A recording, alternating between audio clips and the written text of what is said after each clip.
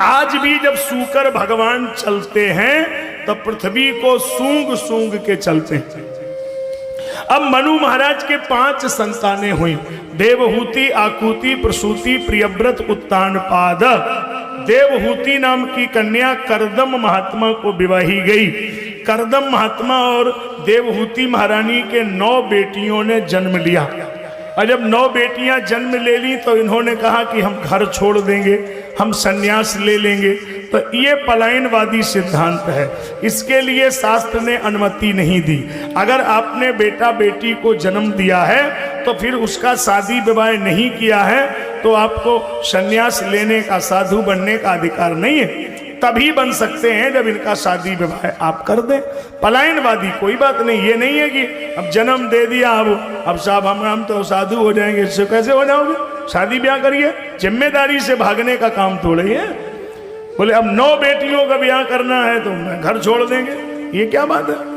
कई लोग हमारे नजर में हैं, यहाँ बैठे हैं 2-4 लोग, हरिहरपुर के भी हैं, हाजिरपुर के भी होंगे 1-2 लोग, नाम नहीं लेंगे। उनकी मतलब आदत है, जरा वो घरे कुछ बात हो तुरंत कहेंगे हम चले ही जाए हरिद्वार, हम तो बात ही नहीं करो, फिर छोड़ ही दिए घर।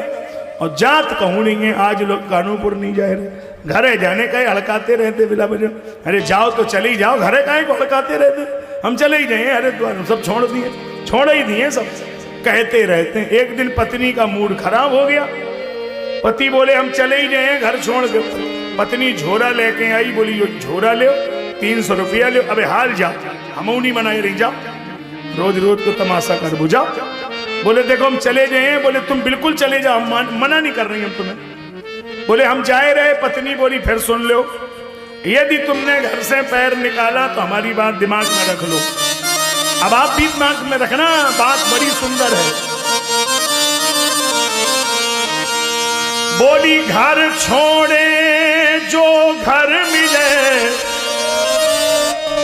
घर छोड़े जो घर मिले, हमारा घर छोड़ने से तुम्हें भगवान का घर मिले तो घर तजिए कंत, तो छोड़ दो।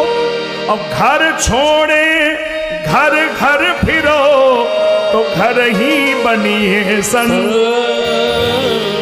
और घर छोड़ने के बाद घर घर फिरो तो फिर यही बात थोड़ी सी है, समझने वाली है। इसलिए साधु का मतलब क्या है कि जब तुम मुड़े नहीं तो मुड़े क्यों, जब मुड़े नहीं तो मुड़े क्यों, और जब मुड़ गए तो मतलब मुड़ गए। बाल मुड़ना साधु नहीं है, बालों के साथ में विचारों का मुड़ना जरूरी है। खाली बाल मुड़ गए और करना वही है जो पहले ही करते रहे, तो काहे को मुड़ गए? मुड़ गए मतलब मुड़ गए, फिर पिछली जिंदगी की तरफ देखना नहीं है। कई लोग मुड़ गए और मुड़ने पर भी नहीं मुड़े। तुलसी सीता राम सो जौने सांझ स्नेह, तो मूड़ मुड़ायो बाद जी भाड़ी भयो तजी, क्या फायदा? इसलिए मुड़ने का अर्थ है मुड़ गए, फिर हमारे विचार मुड़ गए। तो यहाँ 9 बेटियों का विवाह किया गया। मरीचय कलाम प्रादाद धनसूया मथात्रय, मरीचि ऋषि को कला, अनुसुईया अत्रि को, अरुंधति वशिष्ठ को, श्रद्धा अंगिरा को, 9 ऋषियों को ब्याह दिया, 9 बेटियों को। 10वें में कपिल के रूप में भगवान प्रकट होते हैं। बोलिए कपिल भगवान की जय। कपिल भगवान को देख करके माता ने स्तुति किया और माता ने कपिल भगवान को प्रणाम किया। देखो हमारे यहाँ हमने आपको पहले ही बोला है, ज्ञान परम है, व्यक्ति परम नहीं है, उसके ज्ञान को है। भले ही बेटा बेटी भी अगर कोई ज्ञान की बात कहता है तो उसको मानने में कोई बुराई नहीं है। सब जगह अपनी बुद्धि को श्रेष्ठ मान लेना भी नुकसानदायक है। कभी कभी उसकी भी बुद्धि ठीक है। कई जगह पर आप कितने भी बड़े हों, आपको अपने नाती की सलाह मान लेना चाहिए।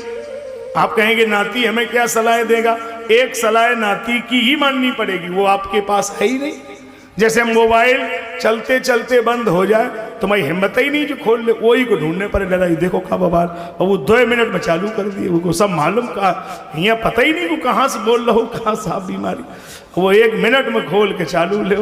इसका मतलब ये थोड़े कि तुम्हारा ही दिमाग सब जगह चले, उसे सब पता है कहाँ से बोलना। यहाँ आज लो नहीं मालूम क्या है इसका तमाशा। इसका मतलब उसके जमाने में जो तकनीक है वो उसमें माहिर है, आप उसमें जानकार नहीं है, वो जानकार है। तो ये नहीं है कि हम अपनी बुद्धि को सर्वज्ञ मान ले, हर जगह हर चीज का अलग अलग खेल है।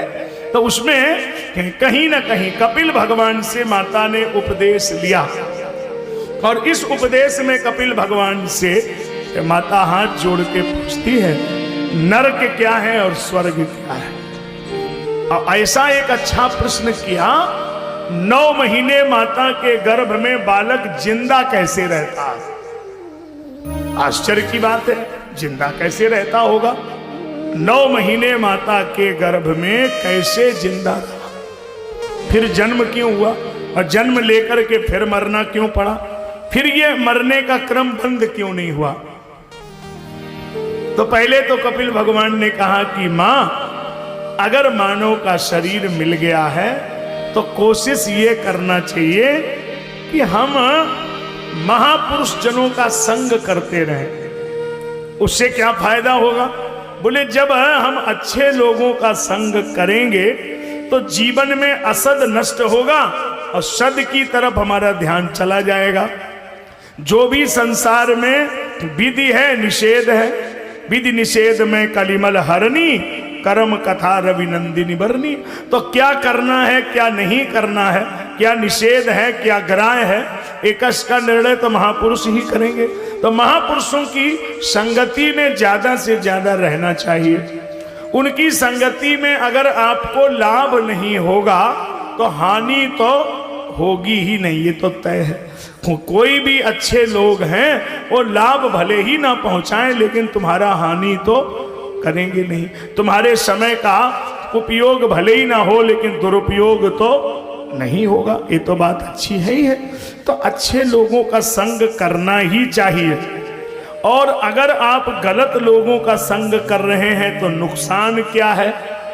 देखो नुकसान सुन लो। अग्नि भगवान को प्रणाम करेंगे कि नहीं? जैसे अग्नि देवता, उनके हाथ जोड़ोगे कि नहीं प्रणाम करोगे?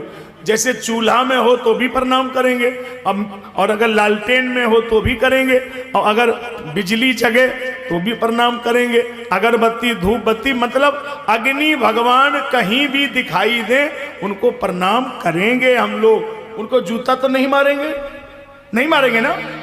हमारे सामने भगवान जूता मारे उनके बहुत, हाँ तो झूठ नहीं बोल रहे हैं। तो जूता काहे मारे उनको? वो अग्नि भगवान सिगरेट के संग में पकड़े गए तो जूता मार के बुझाया उनको। हे देखो कितना गलत तरीका है। अब अग्नि भगवान तो अच्छे आदमी है लेकिन संग गलत है ना, सिगरेट के साथ है ना। तो समझे कि नहीं इसका क्या मतलब है? मतलब तुम कितने भले आदमी बने रहो, अगर संग गलत है तो नुकसान होगा। देखो कितना अग्नि भगवान प्रणम, गलत आदमी संग में चले गए। ऐसे देखो, अब समझ गए कितनी छोटी बात कह रहा हूं। तो ऐसे ही आप कितने भी भले हो, संग तय करेगा कि ये क्या क्या जीवन है। इसलिए संग बहुत अच्छा होना चाहिए। कितने भले से भले आदमी अगर वो संग का ध्यान न दें, जैसे किसी गलत आदमी के यहाँ गलत काम में भले ही न जाए, मान लो उसके लड़की की तिलक में ही चले जाए, है तो भला काम, और लड़की की तिलक चढ़ाने चले जाए, और वे गए नहीं कि मोहल्ला भर में चर्चा हो जाएगी। वो होते हैं उनके तिलक में, अरे कौवे का कम है वो ऐसे ही है, नीक है भले साहब, अच्छे भले शरीर में, तो दूर ही से राम राम रखो भैया, हम नहीं जा सकते, तुम अच्छो हो चाहे बुरो हो। इसलिए दोनों में रखिए, लाभा लाभो जया जयऊ ना, उसमें तो खल परिहरी स्वान की नहीं, द्वारे तक की व्यवस्था रखो कि साहब आए गए तो द्वारे बैठो, चाय पियो, घरे जाओ, लेकिन ये नहीं कि हम तुम्हारी पिएंगे क्योंकि इसमें तो बीमारी हो जाएगी। हटो सब, दूर रखिए, दूर से, यही जीवन है। और जिन जिन लोगों ने इन चीजों का ध्यान नहीं दिया वो खुद अच्छे थे लेकिन वो बर्बाद हो गए, गलत लोगों ने उनको बर्बाद किया। सबको ध्यान देना चाहिए, संगत ही गुण उपजे, संगत ही गुण है, ये बात का थोड़ा। अब नरक और स्वर्ग भी देख लो।